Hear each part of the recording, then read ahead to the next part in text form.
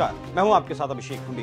देश के दो बड़े घरानों के दो बड़े युवराज इस वक्त एक सीट को बचाने में लगे हैं। सीट का नाम है रायबरेली, जिसे कांग्रेस पार्टी का गढ़ भी कहा जाता है। राहुल गांधी 2019 में अमेठी क्या हारे, उत्तर प्रदेश छोड़कर ही भाग खड़े हुए और अब एक बार फिर से वो गांधी परिवार की इज्जत बचाने के लिए रायबरेली से चुनाव लड़ रहे हैं। साथ ही राहुल का ये भी मानना है, अगर वो वायनाड और रायबरेली दोनों जगह से चुनाव जीतते हैं तो वो रायबरेली को छोड़ देंगे। और इसके पीछे की कहानी ऐसी बताई जाती है कि जब यहाँ उपचुनाव होगा तो प्रियंका गांधी को मैदान में उतारा जा सकता है। हालांकि ये सब तो अभी दूर की कौड़ी है, लेकिन फिलहाल अखिलेश के दम पर चुनाव जीतने की तैयारी में जुटे राहुल गांधी के लिए अखिलेश यादव ही मुश्किलों का सबब बन गए, क्योंकि उन्हीं के एक विधायक थे मनोज पांडे, जो राज्यसभा के चुनाव के दौरान बागी हो गए थे। उन्होंने बीजेपी के लिए क्रॉस वोट किया था और अब जब गृह मंत्री अमित शाह रायबरेली में प्रचार करने पहुंचे तो उन्होंने मनोज पांडे से एक कमरे में मुलाकात की। इस मुलाकात के बाद ऐसा माना जा रहा है कि कांग्रेस के हाथ से रायबरेली खिसकना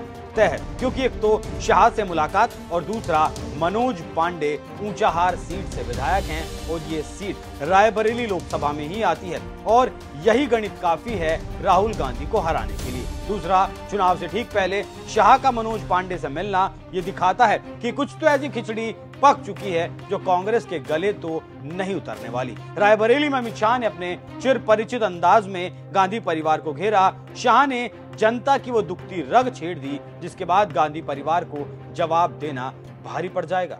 उन्होंने कहा मैं मेरे परिवार से वोट मांगने आई।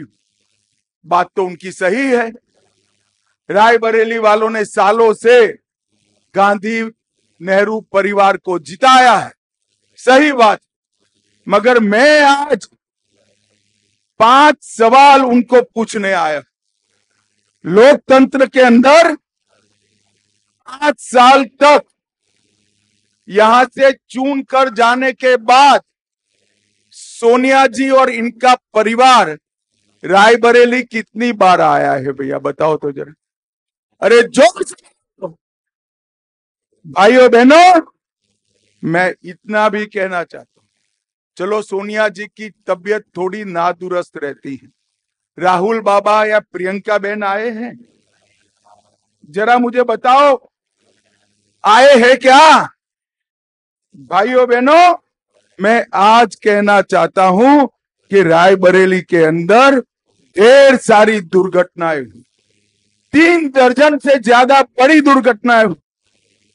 जैसे एनटीपीसी ऊंचायार में बॉयलर फट जाने से कई लोगों की मृत्यु हुई। यहां गांधी परिवार आया है क्या? अरे जोर से क्या? बछरावा में ट्रेन दुर्घटना में 50 लोग मारे गए, आया है क्या? नाव से आधे दर्जन लोग मारे गए, आया है क्या? तार गिरने से रोपाई कर रही 5 महिलाएं, गरीब महिलाएं झुलस कर मर गई, उनके घर कोई गया है क्या? 5 बच्चियां डूबकर मर गई, कोई गया है क्या? बहन प्रियंका, ये परिवार है आपका और हमारा दिनेश प्रताप, ये 5 में से एक भी घटना ऐसी नहीं है जहां घर पे बैठने के लिए नहीं गए। भाइयों बहनों, सांसद कैसा चाहिए? जनता की खुशी में खुशी हो और जनता के गम में गम को वहन करे, ऐसा सांसद चाहिए। आखिरी वक्त पर अमित शाह ने रायबरेली में आकर राजनीति का पारा हाई कर दिया, क्योंकि रायबरेली में कांग्रेस का जो दानादार है वो लगातार कम हो रहा है।